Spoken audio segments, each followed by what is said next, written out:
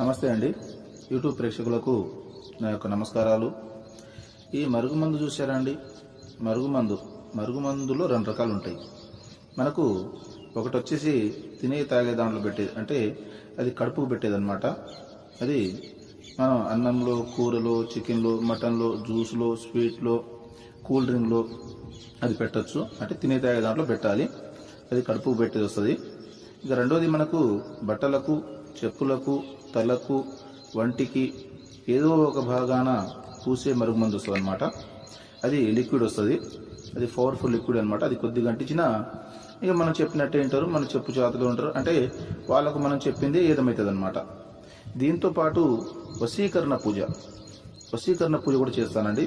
చాలా సంవత్సరాల నుంచి చెడిపోయిన భార్యాభర్తలు కానీ, ప్రేమికులు కానీ, పిల్లలు కానీ, ఎవరైనా కానీ చాలా సంవత్సరాల నుంచి చెడిపోయిన వాళ్ళని పీర్ల ద్వారా, వాళ్ళ ఫోటోల ద్వారా నేను వశీకరణ పూజ చేస్తాను.